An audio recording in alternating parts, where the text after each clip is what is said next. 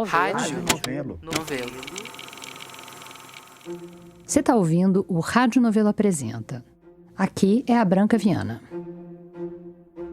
Tem um conto do Jorge Luiz Borges chamado O Milagre Secreto.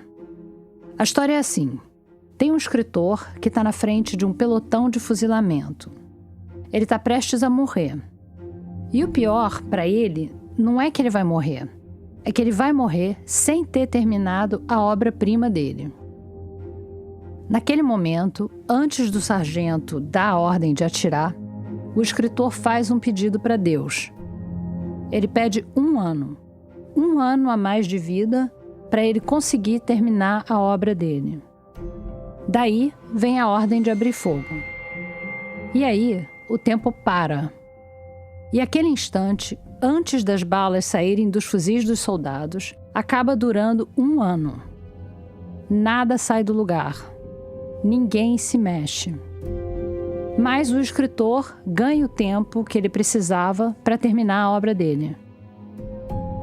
Só que ele só consegue terminar a obra dentro da cabeça dele. E aí, ele morre, né? Ele morre e a obra-prima se perde para sempre. Guardada todas, mas todas as proporções, o primeiro ato do episódio de hoje é um pouco assim. É sobre um momento crucial que acaba sendo dilatado, mas que no final talvez não sirva para nada.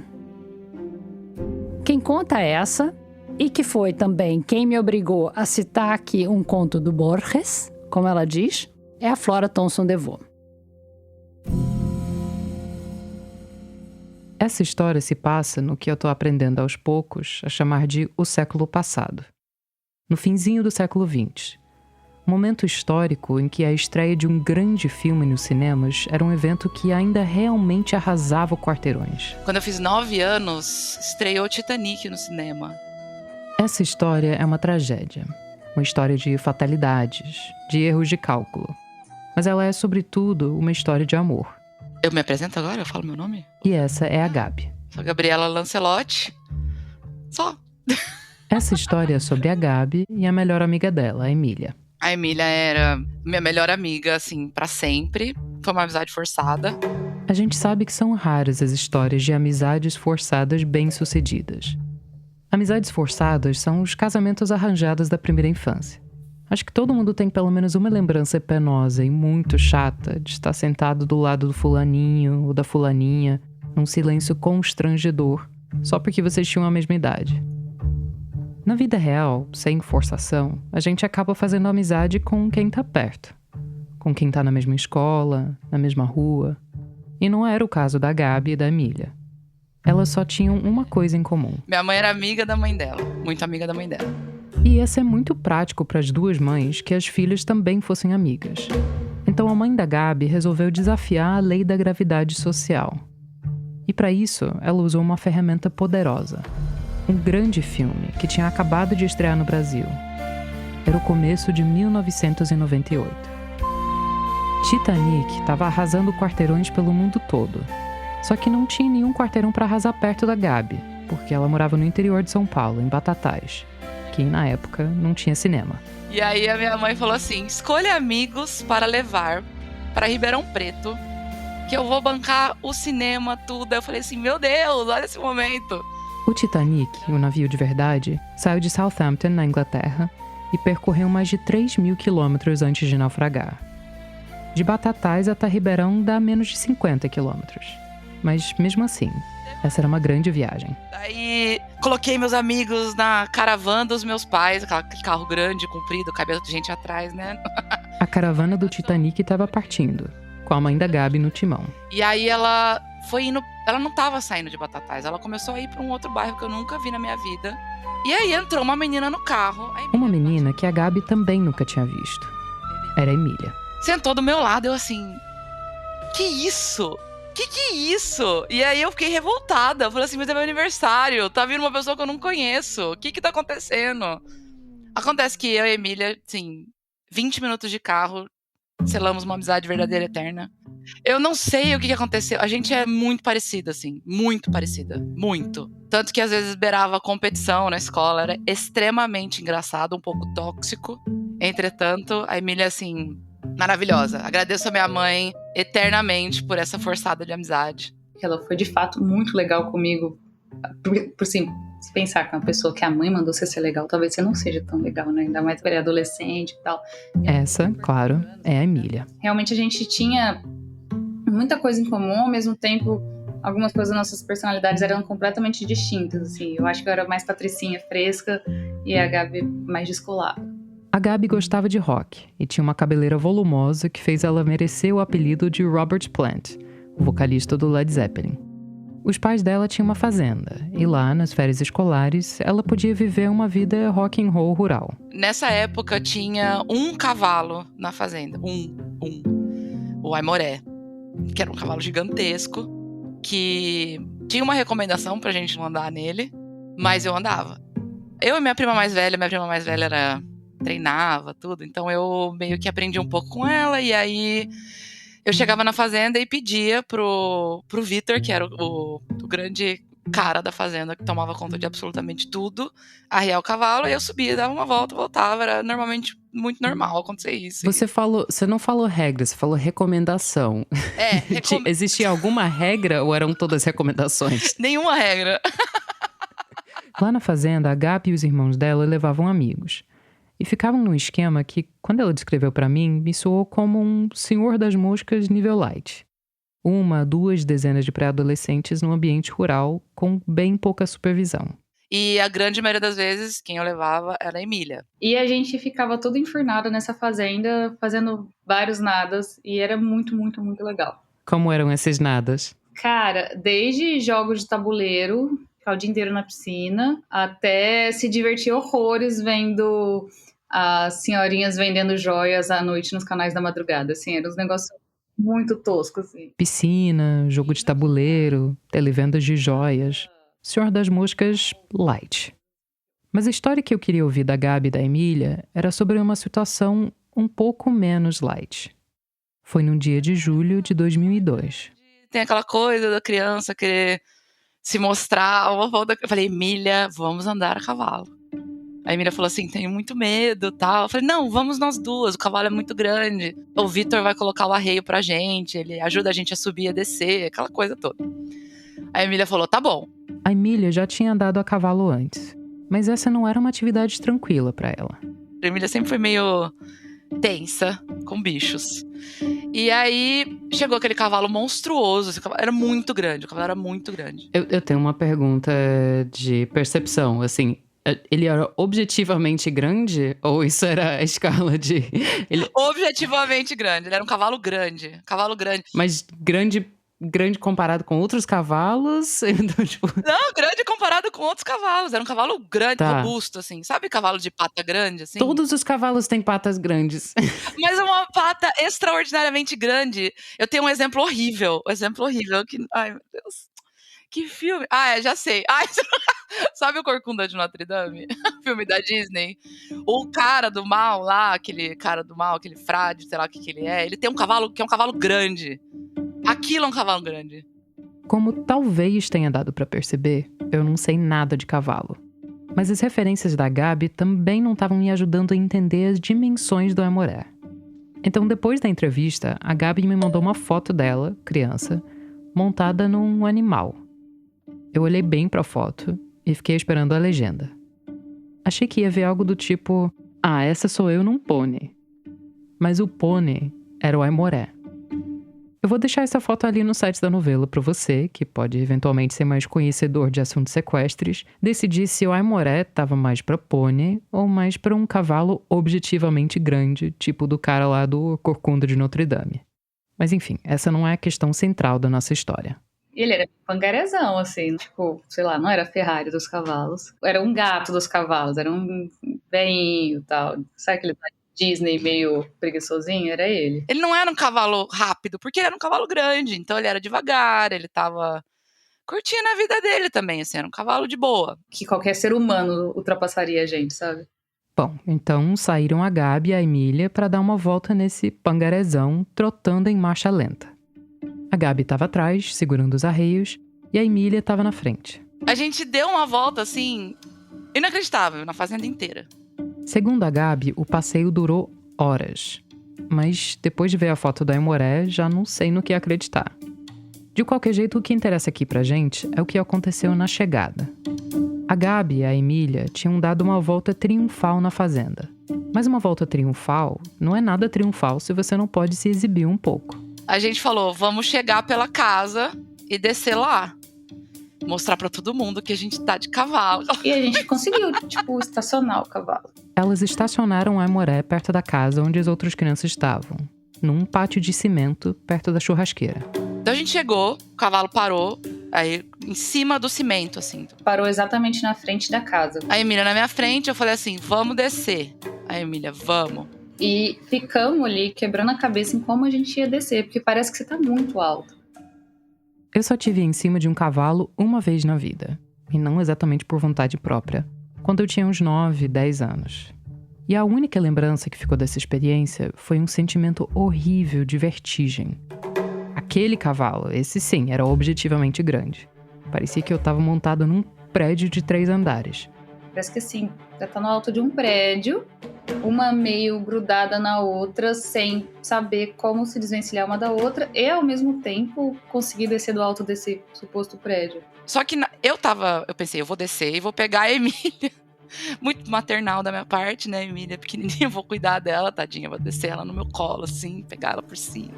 Imaginei tudo que ia acontecer. E aí começou aquela coisa, vai você primeiro, não, vai você... Não, mas se eu for, acho que a gente vai desequilibrar. E aí eu tirei a perna direita, na hora que eu puxei, eu não sei que eu bati na perna da Emília, alguma coisa do tipo, ou a minha mão que tava segurando o arreio, trouxe a Emília comigo, então a gente meio que escorregou um pouco pra esquerda. Nisso, elas não caíram, mas ficaram penduradas. E aí a cela meio que começou, a gente fala no interior, envergar. Começou a dar uma andadinha assim. E aí o Aimoré deu a primeira tropeçada pro lado, assim. Ele fez tudo pro lado. E aí parecia que o cavalo ia cair, sabe? De lado. Aí o tal do prédio virou um penhasco de vez e foi tipo, salve-se quem puder. E aí a gente ficou levemente na diagonal. Eu segurando o arreio e ela um pouco meu braço esquerdo. Minha perna levemente pendurada, assim. E aí a Emília virou pra mim e falou assim, a gente vai cair. E aí eu falei, não, Emília, eu vou descer e, tipo, vai dar tudo certo. A Emília falou, não, eu vou cair e eu tô com medo de bater a cabeça. E eu falei, e se o cavalo cair em cima da gente? Não é melhor eu descer antes? Isso tudo a gente conversando, né? E a Emília falando, não, mas se você soltar antes, talvez você caia, bata a cabeça, se machuque. Depois eu vou cair em cima de você, o cavalo vai cair em cima de mim. Essa é a parte da história que a Gabi mais lembra. Dessa conversa na diagonal, desses segundos ou minutos em que ela ainda estava segurando os arreios. E a gente começou a falar de cenários, assim. E o cavalo ali, só que o cavalo deu uma segunda catucada pro lado. Daí a Emília falou, vai cair. Aí eu falei, não vai cair. Eu vou soltar e aí a gente dá um jeito de cair juntas. A Emília falou assim, eu já vi alguém caindo na fazenda e batendo a cabeça, blá, blá, blá. Me deu um exemplo de uma pessoa que tinha se machucado, caindo de um cavalo. Aí eu falei, e aquela vez que o cara quebrou a perna quando o cavalo caiu em cima? Foi isso que me chamou a atenção quando a Gabi me contou essa história pela primeira vez. Numa situação assim, é meio raro ter esse tipo de tempo dilatado. Uma pausa na queda. Um momento em que você consegue ver os caminhos do multiverso abrindo para a esquerda, para a direita, para frente. Qual caminho você vai escolher? Dá para escolher? E você não tem todo o tempo do mundo. Se você demorar muito, você pode acabar no pior caminho de todos, que às vezes envolve um cavalo, entre aspas, objetivamente grande, caindo em cima de você. E o cavalo começou a meio que... O Aimoré começou a fazer mais vezes pro lado. Isso, tutum, tutum, tutum. Daí eu falei, Emília, eu vou me jogar. Eu não sei porque eu lembro da gente caindo em câmera lenta. E aí eu lembro que eu soltei a perna e aí eu comecei a me jogar pro lado. E a Emília veio junto. Em vez de eu largar ela em cima do cavalo, ela veio junto. Eu acho que ela achou que eu ia cair e bater a cabeça. Foi isso. Apesar de a gente estar em câmera lenta, nesse momento parece que foi um negócio super rápido. Assim, reflexos do Homem-Aranha. A primeira reação que eu tive quando eu me vi caindo foi apoiar o braço esquerdo no chão. E aí quando ela fez isso... Eu ouvi um barulho no meu cotovelo, pá! saindo pra frente, assim. E aí, olha, a Gabi tá, tipo, no chão, estatelada, com o braço claramente quebrado, assim. Era visual a deformidade óssea que se formou. Tava muito claro que tava quebrada. Caí no chão, não bati a cabeça, o cavalo não caiu. E eu deitada no chão, olhando assim, o Aimoré tava quase em cima de mim, assim, parado, nem se mexia. Eu tava deitada de lado no chão, em cima do meu braço esquerdo. Eu vi a Emília correndo lá pra casa, assim. Correu, gritava: socorro! Socorro, gente! A Gabi caiu! Não tinha ideia do que tinha acontecido, sabe? Não tinha ideia do que tinha acontecido. E aí, eu sentei e eu vi meu braço pendurado. E aí, eu senti a dor. Aí veio. Eu segurei meu braço com a mão esquerda, assim, perto do corpo, né? Não dobrei, porque eu não sei o que aconteceu. Comecei a chorar alucinadamente. Deitei do lado da piscina no sol. Na hora que eu deitei, o meu braço esquerdo caiu pro lado com a mão inteira no chão. Num jeito anormal.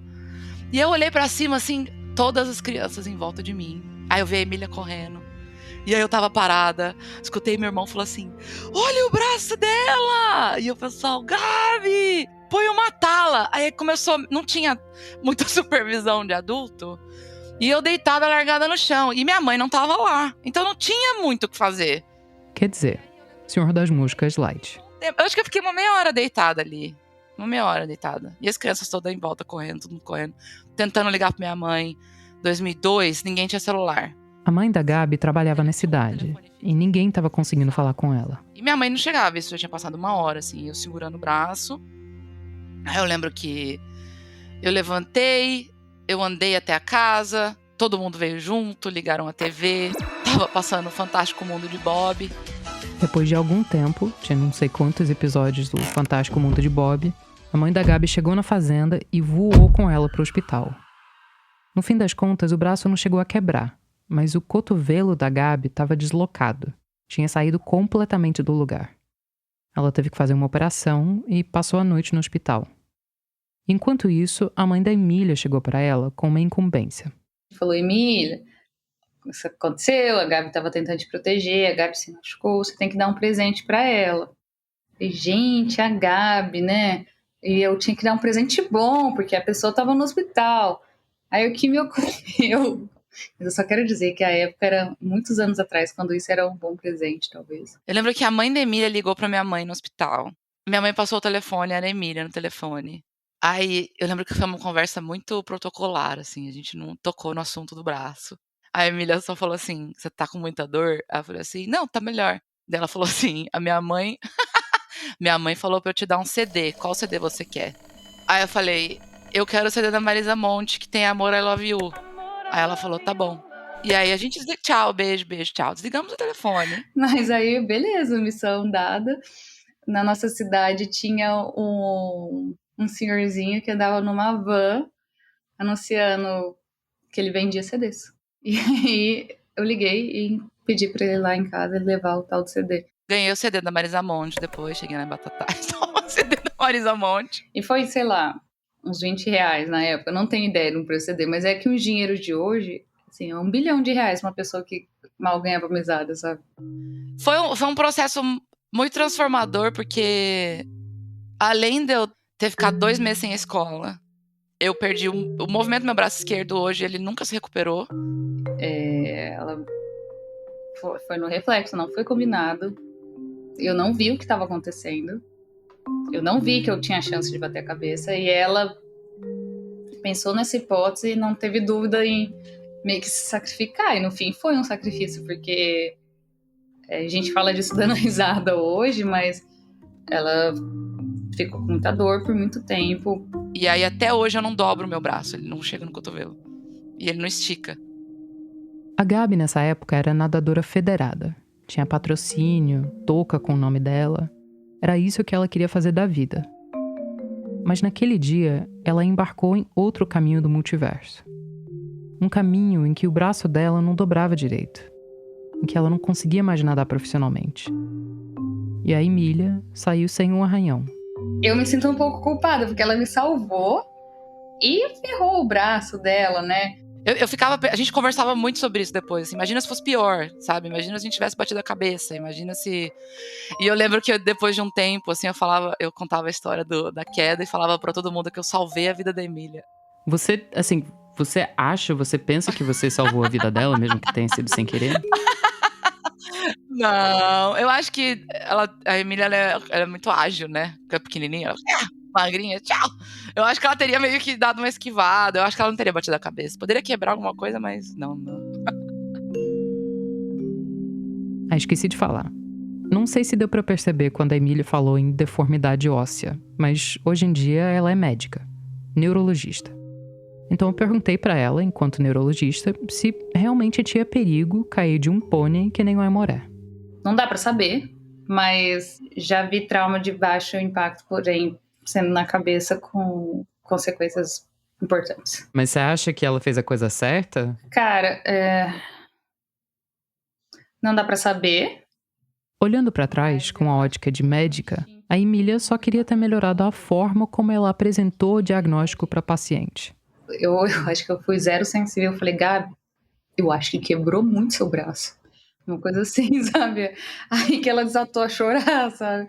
Então, hoje em dia, você, assim, vendo uma deformidade óssea, você não falaria pro paciente, nossa, quebrou muito, hein?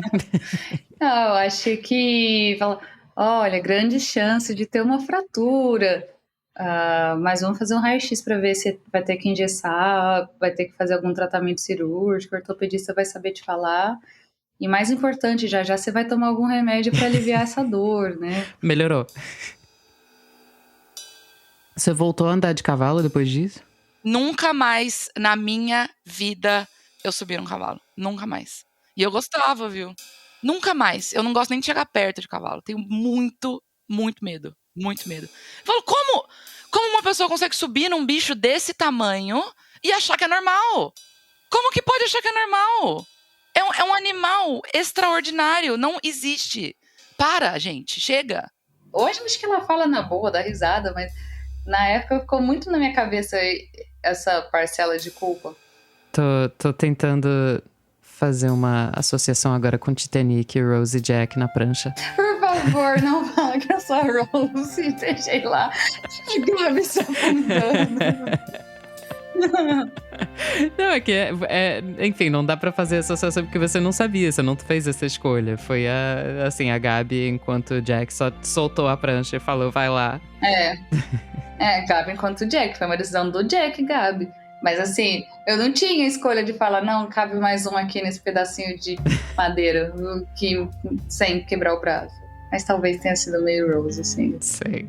E aí eu lembro que no final, assim, quando a gente parou um pouco de contar essa história, a versão que as pessoas ouviam não era nem que, nossa, as duas quase caíram e se machucaram, ou, meu Deus, que perigoso. Era a história de a Gabriela caiu do cavalo parado. A minha mãe também não ajudou muito, porque eu falava, gente, quebrei o braço, não dava o braço. Minha mãe falou assim, caiu do cavalo parado. Eu, mãe! Aí o cair do cavalo parado foi o que ficou. Meu Deus. Então, ou é uma história de heroísmo, de, assim, os limites da amizade, o sacrifício, assim, ultimate sacrifice, ou é de incompetência mais pura. Exato! Você acredita que eu saí assim da história? Triste. É que nem eu falei. Essa é uma tragédia. Uma história de fatalidades, de erros de cálculo. Mas, sobretudo, uma história de amor. Essa foi a Flora Thomson DeVoe, diretora de pesquisa da Novelo. Nesse primeiro ato, a cena crucial, que na hora provavelmente aconteceu em questão de segundos, acabou sendo dilatada na memória. E no segundo ato, a gente tem um drama que está se desenrolando ao longo de séculos, mas para quem está olhando atentamente, é um problema para ontem. E essa história quem conta é o Victor Hugo Brandalize.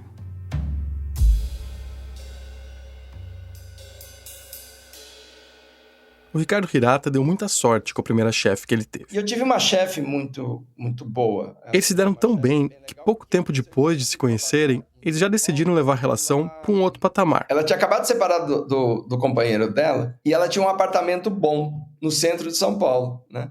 E ela fala, putz, com o meu salário eu não vou pagar esse apartamento. E aí eu tava procurando lugar para ficar, né? Ela falou assim, olha, tem 2 quartos aqui, se você quiser pegar um, tranquilo. O Ricardo topou e virou roommate da chefe. Na verdade, até mais do que isso. E eu me tornei muito amigo da Rosa. O nome dela é Rosa. Rosa Beatriz Gouveia da Silva. Pro Ricardo, a Rosa era aquele tipo de chefe que tá mais pra uma mentora, uma guia. E eu era estagiário dela. Eu era um dos primeiros, sei lá, computador, não é bem computador, era uma calculadora sofisticada, né, que fazia os dados de estatística. E eu ia fazendo as coisas, né, era bem trabalho de estagiário. Mas a Rosa... De manhã o Ricardo e a Rosa iam juntos pro trabalho, à noite eles voltavam juntos pra casa, eles dividiam as compras do mercado, o boleto do aluguel. Podia ser o começo de uma história de amor. E é. Mas não desse jeito que você deve estar pensando. Os dois eram apaixonados, não um pelo outro. Eles eram apaixonados pela mesma coisa, por águas subterrâneas. Ou seja, aquela água que ocorre abaixo da superfície. O Ricardo e a Rosa trabalhavam no Departamento de Águas e Energia Elétrica do estado de São Paulo. E o Ricardo estava fazendo faculdade para ser hidrogeólogo. Aquele começo dos anos 80 foi um momento especial para a hidrogeologia, porque a tecnologia de perfuração de poços tinha avançado muito com a indústria do petróleo. Tinham surgido umas sondas que pareciam super canudos, que serviam para puxar o petróleo do fundo da terra. E alguém teve a ideia de usar esses mesmos canudões para sugar água subterrânea. Os sistemas de bombas deram um salto de evolução, não só no Brasil, mas no exterior. Então as bombas começaram a ficar mais compactas, mais eficientes e começaram a caber muito bem dentro de poços, né? Quando a Rosa começou a pesquisar, essa tecnologia já existia. Mas o que ela fez foi pegar todos os dados que o Departamento de Águas e Energia Elétrica reuniu em escavações desde o fim dos anos 70 e analisar esses dados. E o Ricardo logo sacou que o que ela estava fazendo era um trabalho de extrema importância. Foi um super trabalho pioneiro. A Rosa é aquela pessoa certa na hora certa e a ciência ganha com isso. O trabalho que a Rosa estava fazendo ajudou a definir os contornos de um dos reservatórios de água subterrânea mais importantes do mundo. Foi um trabalho impressionante, ainda um marco para a hidrogeologia do estado de São Paulo, e poucos estados têm esse tipo de estudos. São estudos que terminaram na década de 80, né? Foram da década de 70 até a década de 80. Nesse estudo, a Rosa fez o primeiro modelo de como funcionava aquele reservatório. Ela analisou a composição química da água, se ela era potável, de onde ela vinha, em que profundidade ela ficava, que tipo de pedra tinha em cima, o que tinha embaixo. A Rosa entendeu a relevância daquele reservatório, daquele aquífero. Como ela escreveu na tese dela, que ela publicou em 1983, abre aspas, esse aquífero, dentro de alguns anos, vai se tornar a maior fonte de fornecimento de água da região. Fecha aspas. Bingo. Era chamado de Sistema Aquífero Botucatu-Piramboia, que são os nomes das formações geológicas que compõem esse aquífero. Botucatu-Piramboia. Ok, esse nome provavelmente não te soa nem um pouco familiar, mas eu aposto que você já ouviu falar dele pelo nome que veio depois, uns anos depois, e que acabou pegando. Aquífero Guarani. A Rosa é que trouxe o Guarani para minha vida no sentido inicial, porque quando eu era estagiário ainda... O Aquífero Guarani é um reservatório de água gigante que se estende por mais de 1 milhão de quilômetros quadrados. Ele é o segundo maior aquífero do Brasil e do mundo. Só fica atrás do aquífero de Alter do Chão, no Pará. Vamos fazer aqui um momentinho Telecurso 2000, porque eu sei que aquífero não é um assunto de todo dia. Eles estão tão lá embaixo, discretos, a gente quase nem pensa neles. Então vem comigo rapidinho lá para as profundezas da Terra. Comigo e com o Guilherme Arantes.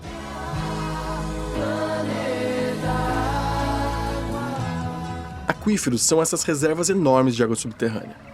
Água doce, geralmente água da chuva, que se infiltra pelo chão e fica guardada no subsolo. A água pode ficar um pouco mais perto da superfície, inclusive saindo para fora. São as áreas de afloramento ou áreas de recarga, porque é ali que a água da chuva se infiltra, antes de voltar para o fundo da terra.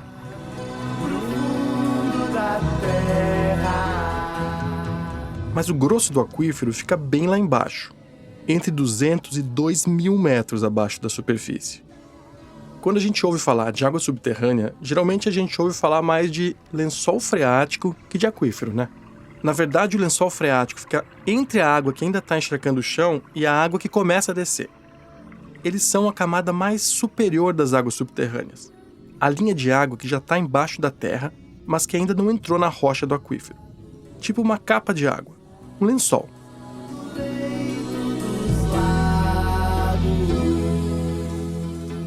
Valeu, Guilherme Arantes.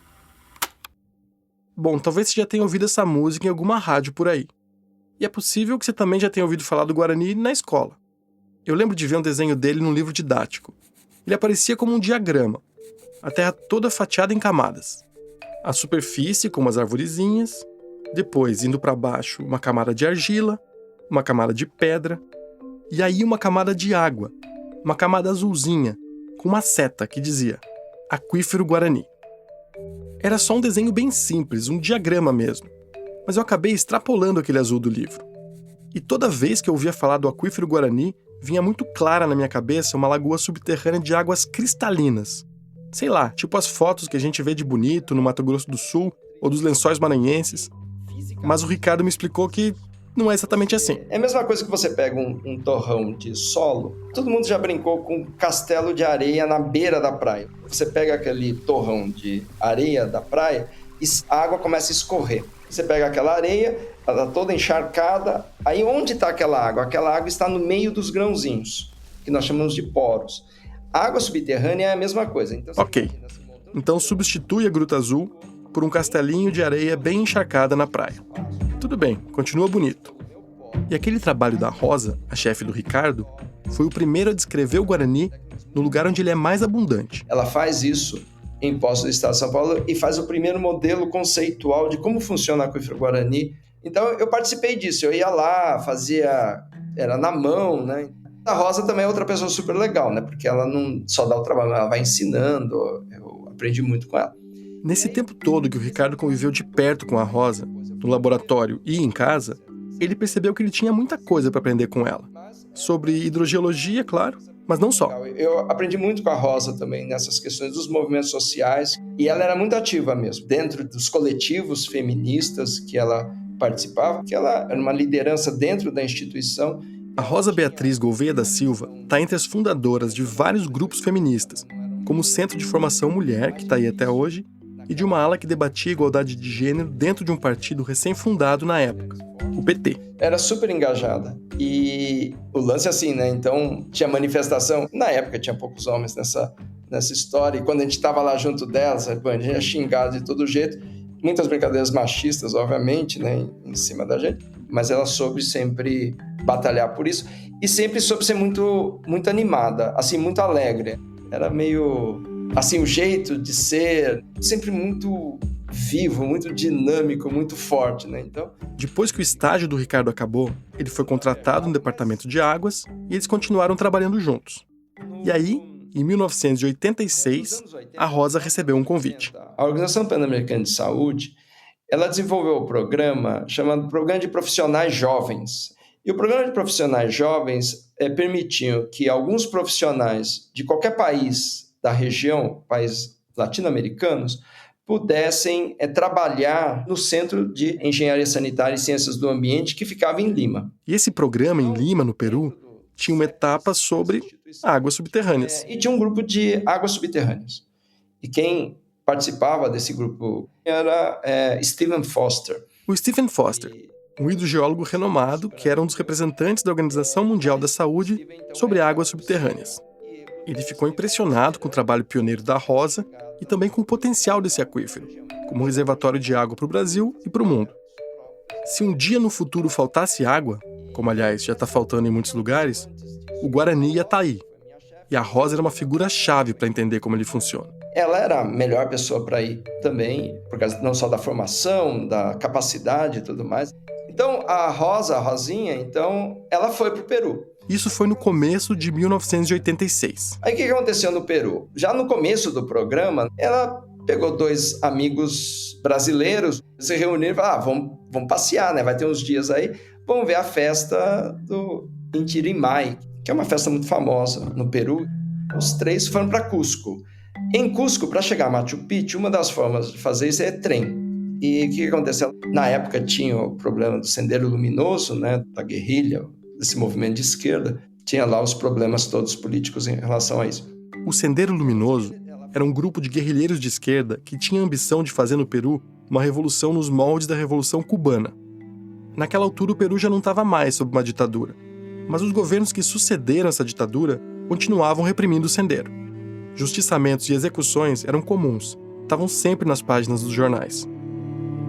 Alguns dias antes daquele feriado que celebra o deus inca Inti, o deus Sol, a Guarda Nacional Peruana tinha executado, dentro de um presídio, cerca de 200 detentos ligados ao Sendero Luminoso. Detentos que estavam rendidos, de joelhos. E o Sendero jurou vingança. Aí os caras pegaram o trem. Os caras, no caso, a Rosa e os 2 amigos brasileiros dela. Ela estava indo de Cusco para Machu Picchu. E na estação ferroviária de Cusco, um garoto pegou e entrou. Ele entrou no penúltimo vagão do trem de turistas. O mesmo vagão em que estava a Rosa. É aquela coisa que o pessoal entra no trem, né? Tava entrando no trem. E aí vai sentando e tal. Faltavam 7 minutos para dar o horário da partida. E aí na estação mesmo, o cara colocou uma bomba dentro do trem e saiu. Uma bomba relógio, no bagageiro do trem. E a bomba explodiu. Ela foi uma das vítimas. Ela morreu. Ela morreu na estação. E ela foi retirada do trem, mas ela morreu na estação mesmo. A geóloga brasileira Rosa Beatriz Gouveia da Silva foi uma das 7 vítimas fatais desse atentado do Sendero Luminoso. Ela tinha 34 anos. Outras 35 pessoas ficaram feridas, entre elas os 2 amigos brasileiros da Rosa. O alvo, obviamente, não era ela, não tinha nada a ver. E ela foi uma vítima dessa situação. O atentado não tinha nada a ver com a Rosa, nem com o trabalho dela na Organização Pan-Americana de Saúde. Só que dessa vez ela estava no lugar errado, na hora errada. A organização avisou o Departamento de Águas, que avisou o Ricardo. E foi ele quem deu a notícia pro irmão e pros pais dela. Ele me falou do choque da notícia e de como ele só se permitiu chorar quando ele viu e abraçou os pais da amiga. 6 dias depois, a Rosa foi sepultada em São Paulo. Ela foi homenageada pelo PT, pela USP e por vários grupos feministas. Quando a gente perde alguém e está vivendo um luto, é muito esquisito ver que o mundo continua girando, como se nada tivesse acontecido. Você ainda está desnorteado com aquela perda, mas precisa comer, tomar banho, ir no mercado, tem que cumprir o prazo que você já tinha se comprometido. Os projetos não param. O projeto da Organização Pan-Americana de Saúde tinha que continuar, mesmo sem a Rosa. E eles precisavam de um hidrogeólogo que entendesse de aquífero Guarani. Bom, aí o que aconteceu? Aí surgiu a vaga, né? Esse programa de treinamento de profissionais latino-americanos continuava. E eles precisavam de outro profissional. Só que quem queria ir, né? Ninguém queria ir. Porque, imagine, você vai substituir uma pessoa que morreu de uma forma tão trágica e de um país que a violência estava escalando. O Ricardo está falando que ninguém queria ir, mas não é que eles estavam tentando qualquer pessoa.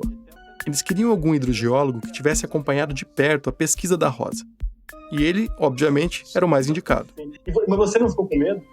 Olha, o cara que ia trabalhar comigo, quer dizer, que eu ia trabalhar com ele, que ia ser meu chefe, o Stephen Foster, ele fez questão de vir ao Brasil para conversar comigo e para me acalmar. Ele falou, olha, eu me sinto muito seguro, eu me lembro do almoço no restaurante japonês, e ele me convencendo de que era mais seguro, à época, morar em Lima do que em Belfast. Não entendi o que aconteceu em Belfast, né? Mas, bom... O que estava acontecendo em Belfast naquela época era uma série de ataques à bomba do IRA, que era o grupo paramilitar que lutava contra a influência britânica na Irlanda, e o revide, também violento, da polícia. Entre os anos 70 e 80, cerca de 3 mil pessoas morreram e outras 30 mil ficaram feridas nesse conflito. Então o Stephen Foster, que era britânico aliás, usou esse lugar de fala para convencer o Ricardo de que Lima era fichinha perto da capital irlandesa. Além de, é claro, vender a ideia da importância que o trabalho dele ia ter. O Ricardo sabia que ele não era a Rosa, que ele não tinha como substituir a Rosa, mas ele queria honrar o trabalho dela e retribuir toda a atenção que ela tinha tido com ele, tudo que ela tinha ensinado para ele, se jogando de cabeça nesse projeto que era tão importante para ela. E aí eu fui, porque motivado a todas essas coisas, né? Naquela altura, o Ricardo tinha acabado de se casar e embarcaram para o Peru, ele e a mulher. Eles chegaram num sábado à noite. Na quarta-feira, teve um terremoto em Lima. Na sexta, era aniversário do Sendero Luminoso. Eles tiveram que ficar dias sem sair de casa. Tudo isso na primeira semana. Na segunda-feira seguinte... A minha esposa queria ir embora. Segunda-feira ela estava desesperada para ir embora. Mas depois de um tempo, tudo se acertou. Eles entenderam como circular sem tanto perrengue. E o antigo estagiário da Rosa agora estava lá, com a missão de continuar a pesquisa sobre o aquífero Guarani, de onde ela tinha parado. Corta para 40 anos depois, Hoje o Ricardo é um dos mais respeitados especialistas em águas subterrâneas no mundo e é a pessoa que melhor conhece o aquífero Guarani. O Guarani é um grande reservatório natural com águas muito antigas, então ele tem aquele problema de que ele vai perdendo o nível com o tempo, ele está perdendo 1 metro de água por ano. Ele está perdendo 1 metro a menos de água por ano. Lembra que o Ricardo contou que a água do Guarani e dos aquíferos em geral fica guardada no meio de rochas porosas, tipo areia molhada? Então, é essa rocha porosa que está secando mais e mais. Quer dizer, a cada ano, para encontrar a água do Guarani, tem que descer 1 metro a mais para baixo da terra.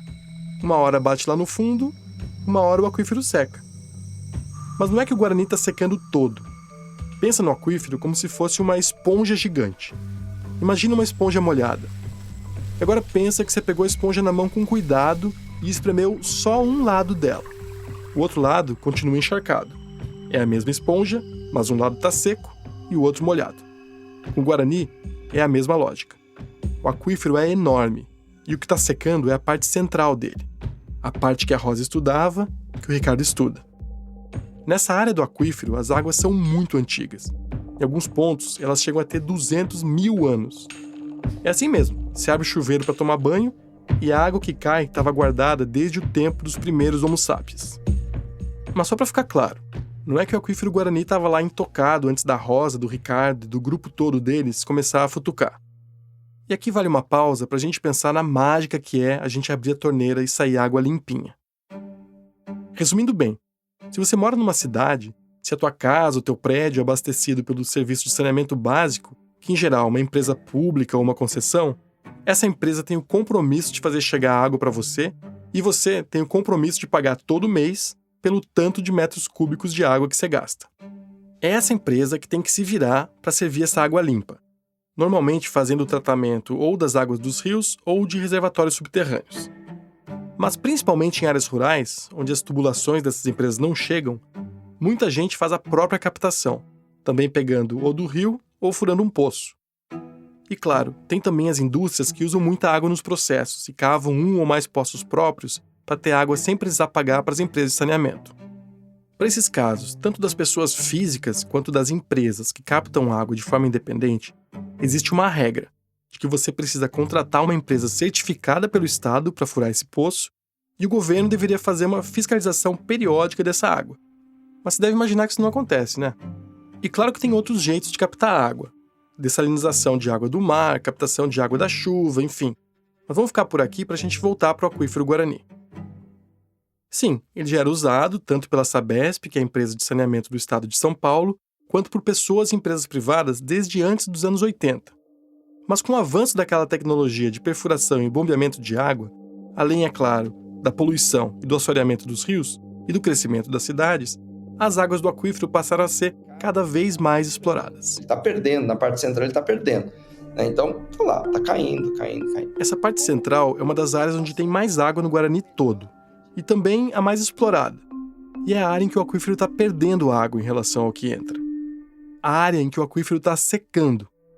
Fica na região noroeste do estado de São Paulo, onde estão cidades populosas, como Ribeirão Preto e Bauru. Ribeirão Preto é 100% abastecida pelo Guarani. 100%. Já em Bauru, 70% da água que sai das torneiras vem desse aquífero. Eu estava logo querendo saber qual que era o plano do Ricardo para salvar o reservatório. Um plano que, você vai ver, está longe de ser unanimidade. Mas ele queria que eu entendesse melhor o Guarani antes. O Ricardo Hirata hoje é professor de geologia da USP. E ele resolveu me dar uma aula ali sobre o aquífero. O aquífero Guarani, ou o sistema aquífero Guarani, é um reservatório de água subterrânea que se estende por 4 países da América do Sul, incluindo o Brasil, onde ocorre a maior parte da área, depois a Argentina, o Paraguai e o Uruguai. Ele é um aquífero transnacional. Tem água pra caramba no Guarani. O aquífero Guarani, então, tem 160 trilhões de litros reservados. Ou seja... 160 trilhões de litros. É difícil imaginar isso acabando. O Ricardo fez uma conta pra mim. Com 1/4 disso, 40 trilhões de litros que dá pra usar de cara, porque tem poço e tudo, já daria pra abastecer a população brasileira inteira por 2 anos. Só com 1/4 do Guarani. 2 anos. Todo mundo. É um estupendo aquífero. Você perfura um poço e consegue tirar muita água desse poço. muita água a ponto de poder abastecer cidades, né? Com 1 ou 2 poços você consegue abastecer uma cidade inteira. E com um detalhe importante, a água é boa. A maior parte do aquífero Guarani, ele tem águas potáveis. É água que você tira do poço diretamente e pode beber, porque ela é de excelente qualidade. Essa é uma característica muito positiva desse aquífero. Por ser tão... Uma das razões para a água do Guarani ser tão boa é o fato de ele estar embaixo de uma camada grossa, de um basalto muito pouco permeável. Isso quer dizer que quando finalmente a água chega ali, ela já foi muito filtrada. Mas também quer dizer que ela leva muito tempo para chegar até ali. Ou seja, sai muita água do aquífero, a gente tira muita água e numa velocidade cada vez maior, e entra muito pouca, devagarinho, água da chuva. É uma super caixa d'água, mas que as entradas dessa caixa d'água são muito limitadas, né? E aí? Aí nós temos o quê? Você pode falar, bom, então o Guarani acabou, vai acabar? Se você não fizer nada, ele vai acabar. Tem até um prazo para isso acontecer. Se continuar como continua, né, nós estamos falando em alguma coisa entre 100 e 200 anos, tá? Se continuarmos nesse ritmo que nós estamos. 200 anos para o aquífero acabar, num cenário mais conservador. Ou 100, que já está ali, na próxima geração. A geração do meu talvez futuro neto, por exemplo, já que meu filho está com 1 ano. E se o Guarani secar mesmo, como é que fica? Bom, fica parecido com um filme que eu vi recentemente. Atenção, meus amigos! Não se viciem em água! Ela terá controle sobre vocês e vocês sofrerão com sua ausência! Mad Max é a primeira obra de ficção científica que muita gente lembra quando pensa em falta d'água. A distopia pode até chegar nesse ponto em que o pouco de água que sobrou no mundo é considerado viciante e chamado de aquacola. Mas os pesquisadores que trabalham com o Ricardo pensaram num futuro mais imediato. Eles imaginaram esse cenário distópico no interior de São Paulo, na região onde o Guarani é mais usado e onde eles estão estudando, a cidade de Bauru, com seus 380 mil habitantes. Se o Guarani secar, ou quando o Guarani secar, o povo de Bauru ia tentar trazer água de outros lugares, ia tentar aproveitar a água da chuva, mas não ia ser suficiente. Então a cidade ia começar a sofrer. Agora, é claro que a gente não precisa deixar chegar nesse ponto. E o Ricardo é um cara que está se preparando a vida toda para isso não acontecer. Além de dar aula no curso de Geologia da USP, ele é o chefe do Observatório do Futuro da Água. E desde o ano passado, ele está tocando um projeto grande sobre o Guarani, com 11 instituições envolvidas, inclusive o Poder Público Paulista e o de Bauru. A ideia é transformar essa região num modelo de uso de aquíferos no Brasil. Em outras palavras, esse é o plano que o Ricardo está bolando para salvar o aquífero. Isso tem solução? Tem solução. Você pode recarregar o aquífero. Você pode realimentar esse aquífero. Quer dizer, se a natureza leva tempo demais na escala humana para reabastecer o aquífero Guarani, o Ricardo propõe um jeito de devolver a água lá para dentro por um outro caminho. Devolver, retribuir. Dá até um bug na cabeça ouvir essas palavras que estão muito mais no contexto do mindfulness, uma coisa meio tilelê, meio Haribo, do que no da exploração dos recursos naturais. Mas é por aí mesmo. No Brasil, onde 38 milhões de pessoas usam águas subterrâneas no dia a dia, nunca foi feita nenhuma obra de reposição de aquíferos. E a equipe do Ricardo está avaliando 2 formas de fazer a reposição do Guarani. O primeiro método já foi testado em outros lugares. A cidade de Madrid tem um sistema de recargas de aquífero que é exemplar. Embaixo de Madrid, a capital da Espanha, tem um aquífero chamado Aquífero Terciário Detrítico, com poços profundos, 600 a 700 metros embaixo da terra. Eles bombeiam essa água para cima e vão usando. E usam muita água, porque a cidade é grande e também por causa do clima. Mas Madrid tem esse problema, é muito seco. Ao mesmo tempo em que os madrilenhos estão gastando o reservatório do aquífero, eles estão captando a água de um rio que passa ali perto, o rio Lozóia, e começam a tratar. Então eles sacaram isso. Na época de muita chuva, em que você tem muita água no rio, você trata a água do rio, porque é uma água, né, que você perderia para o mar. Então você pega essa água, trata essa água, e você pega, injeta dentro do aquífero. Eles injetam água de boa qualidade lá e reconstituem o armazenamento. E guarda essa água. Aí, quando fica bem seco de novo... E durante a época que eles precisam, eles entram na poupança. O aquífero funciona como uma caixa d'água natural, armazenando água doce do rio que ia parar no mar. E daria para fazer um projeto parecido em Bauru. Lá tem o rio Batalha, que corta a cidade e é fonte de uns 30% do abastecimento dela. Trata a água e tem hoje tecnologias baratas para fazer isso ou apoiadas em soluções naturais e você pode injetar essa água no aquífero. Só teria que tratar e armazenar essa água do rio na época de chuvas, porque em tempo de crise hídrica como a de 2016, o Batalha fica todo seco. Ele sempre aparece na TV com umas pedras e ferragens que estavam lá no leito do rio e começam a emergir. Não é à toa, aliás, que a gente está aqui falando de Bauru. Bauru a gente escolheu por vários motivos, mas um é que ele sempre está no noticiário de forma negativa em relação à crise hídrica. Então, quando pinta estiagem forte, pode buscar que está a cidade de Bauru lá. E como crises hídricas mais frequentes estão no rol de eventos que as mudanças climáticas ainda vão trazer para todo mundo, é bom tirar algumas lições de um lugar que sofre com elas, até para evitar um Mad Max. Nós temos tecnologias que são pouquíssimo usadas no Brasil, é uma das áreas que o nosso grupo na Universidade de São Paulo também estuda. E é aí que entra a segunda forma de repor água do Guarani, uma forma nunca usada. E não só no Brasil, nunca usada no mundo. Um sistema bastante de novidade, indo além do que o pessoal de Madrid faz. Em vez de usar um rio para reabastecer o aquífero, a ideia é usar outro aquífero, o aquífero Bauru. Sim, tem um aquífero Bauru também. E ele, inclusive, é bem maior do que a cidade de Bauru. Ele se estende por 40% do território do estado de São Paulo. E já é muito usado para abastecer cidades da região. O pulo do gato é que ele fica em cima do aquífero Guarani. Quer dizer, é um bolsão de água subterrânea, Bauru, em cima de outro bolsão de água subterrânea, o Guarani. O plano do Ricardo é furar o aquífero Bauru para a água dele escoar diretamente para dentro do Guarani. Porque o nível d'água do Bauru é mais alto que o nível d'água do Guarani. Porque o Guarani está caindo. Então, se você ligar os dois, a água flui naturalmente de um para o outro. A lógica é assim. Eles querem aproveitar que o aquífero Bauru fica perto da superfície e, por isso, é recarregado naturalmente pela água da chuva menos lentamente para fazer uma conexão com o Guarani, que está bem mais para baixo. Com um benefício que faz com que essa seja, como o Ricardo me disse, uma puta ideia. Esse processo não ia gastar energia nenhuma. Então isso é energia zero, realmente. Você não tem gasto de energia elétrica para alimentar um outro aquífero. Ao contrário de você pegar, tratar a água, injetar água em profundidade, tudo bem, você tem um controle muito melhor da qualidade da água injetada, que torna o sistema clássico um sistema muito mais confiável nesse sentido. Nesse sistema que o Ricardo está propondo, os aquíferos seriam conectados para que a água fluísse de um, que está mais em cima, para o outro, mais embaixo. Só que o fato de não tratar a água que vai ser injetada no aquífero pode ser um problema. Lembra que o Ricardo disse que o Guarani tem água muito potável, né? É justamente porque ele está protegidinho, com uma camada de até 40 metros de basalto impermeável em cima. Com o aquífero Bauru, não é bem assim. Os aquíferos, por mais que estejam protegidos, eles também são contamináveis. O que acontece é que lá na cidade tem problemas de vazamento de rede de esgoto. E aí o que acontece? O vazamento de rede de esgoto é muito grande.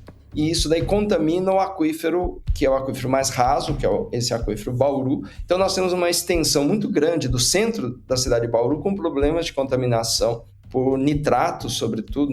Esses nitratos vão parar na água subterrânea por duas razões principais. Por causa do uso de agrotóxicos em plantas ou por causa do tratamento inadequado do esgoto. E eles fazem muito mal à saúde.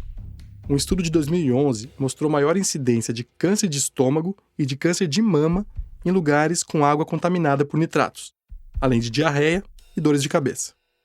Então, eles estão indo por duas frentes. A primeira é saber como neutralizar esses nitratos. A segunda frente é entender a dinâmica dessa água contaminada. Se ela vai poluir o Guarani, por exemplo. Uma primeira avaliação indica que não. Do conhecimento que nós temos, pelo menos do aquífero em Bauru, a gente sabe que a parte inferior, ou seja, o terço inferior, tem água de excelente qualidade natural. A parte do terço superior é que tem problemas de qualidade de água do impacto da cidade, sobretudo vazamento da rede de esgoto. Então, dentro do próprio aquífero Bauru, a água contaminada fica na parte de cima.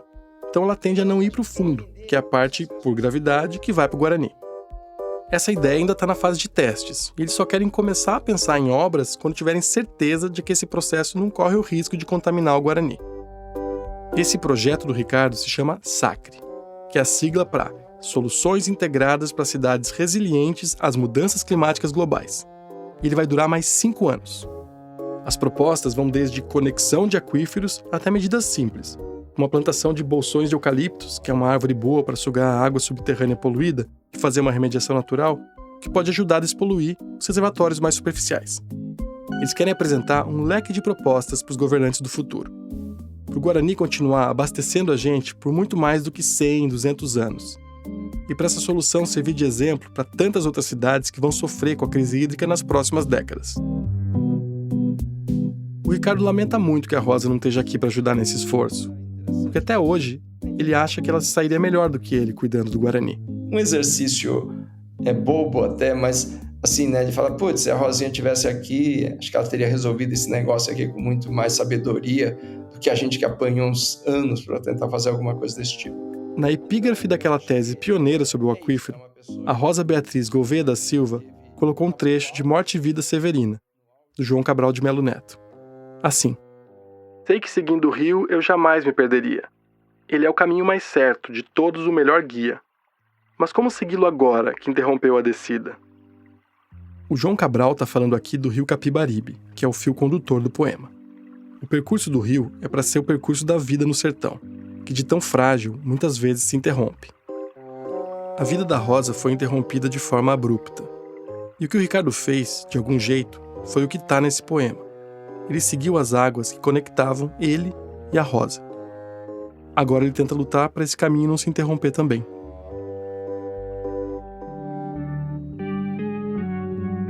Esse foi o produtor sênior Vitor Hugo Brandalize. Obrigada por ouvir mais um episódio. Você já sabe que toda semana a gente posta algum material extra do episódio no nosso site. Essa semana dá para conferir uma foto da Gabi montada no Aimoré e formar a sua própria opinião sobre o incidente todo. Você pode deixar o seu voto na grande rixa pônei versus cavalo objetivamente grande e a gente promete que tabula os votos e manda o veredito para a Gabi. Se você ouve a gente no Spotify, dá para deixar um comentário lá depois que você terminar o episódio. Mas seja qual for o aplicativo que você usa, não deixa de seguir a gente para não perder nenhum episódio. A gente também está no Twitter e no Instagram, no @radionovelo. Se você quiser mandar alguma sugestão de história, tem uma página lá no nosso site que explica que tipo de pauta a gente procura.